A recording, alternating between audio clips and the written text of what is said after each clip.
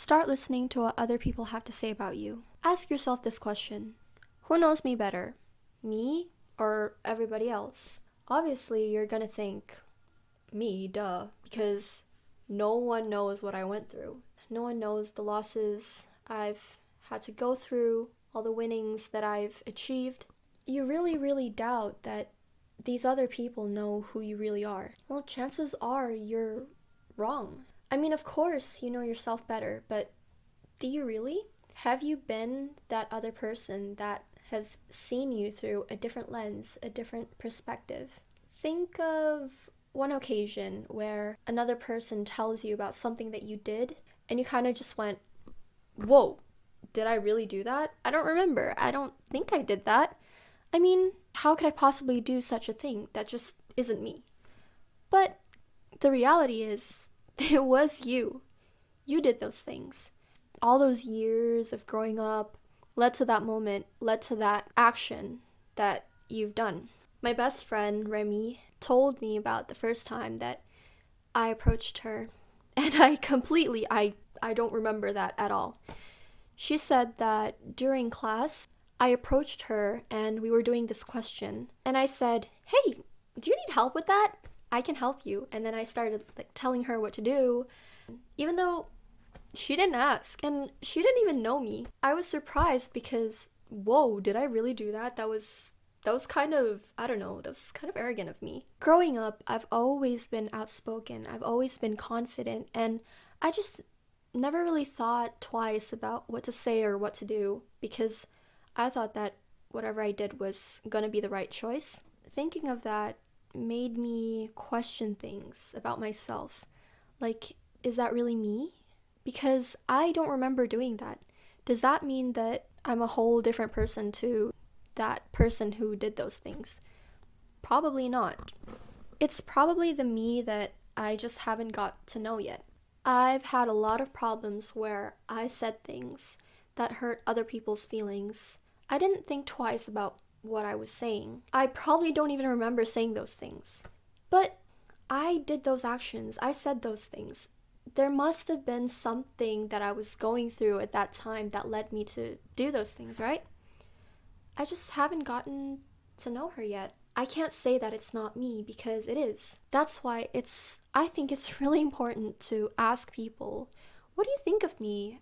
What do you think about my personality? I can't just sit here and think that I know myself the best and then have these people tell me things that I can't believe about myself. Because those things are true. They exist, and you have to understand, why did I do those things? You have to link it with the you that you know and the you that these people are telling you about. I started asking my friends the question, what was your impression of me? Like, your first impression of me.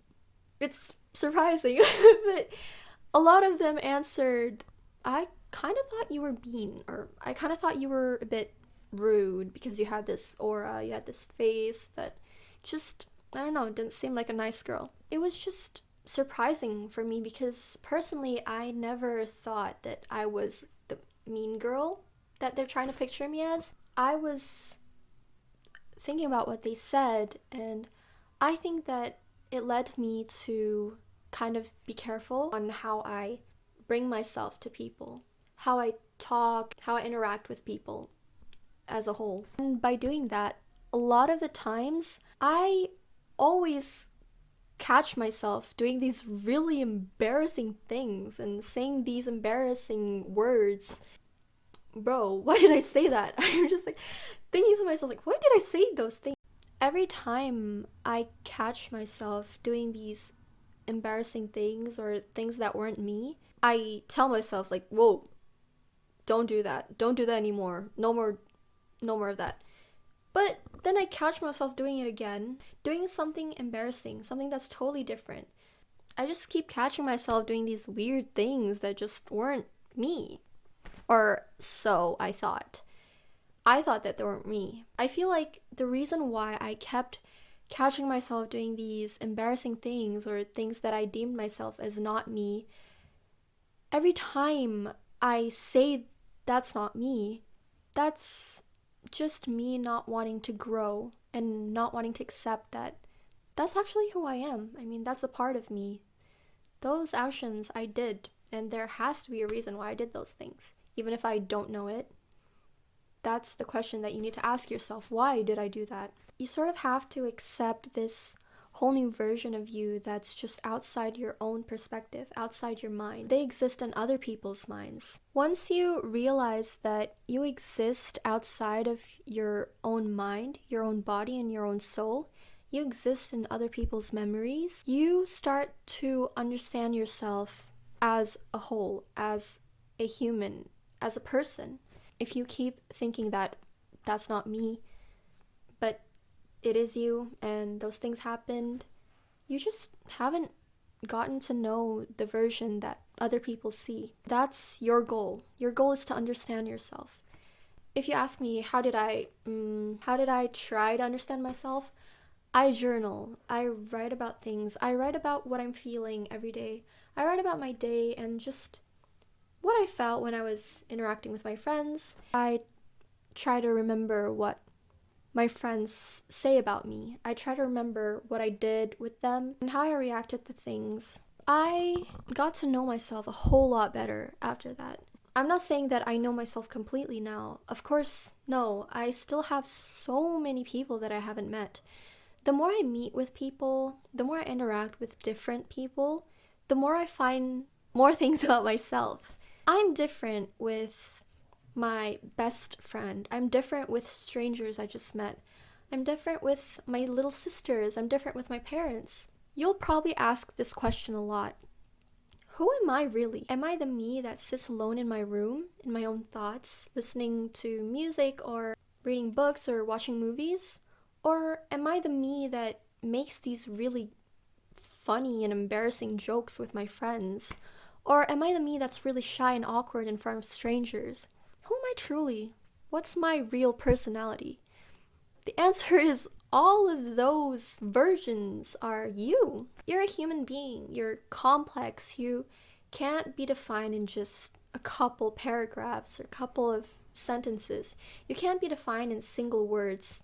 You're not just the you that is kind with strangers. You're also the you that's a little bit rude to your friends.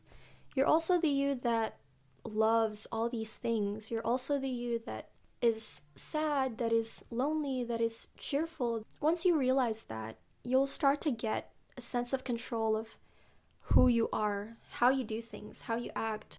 You'll start to like yourself more. You'll actually stop asking yourself, why am I like this? Why did I do that? Like, you stop blaming yourself for these things that you think were outside of your control, when in reality it's just the you that you haven't gotten to know yet. After you've done that, I hope that you can start to forgive yourself a little for those mistakes that you've made. I hope that you start to realize that you just weren't in full control of your emotions.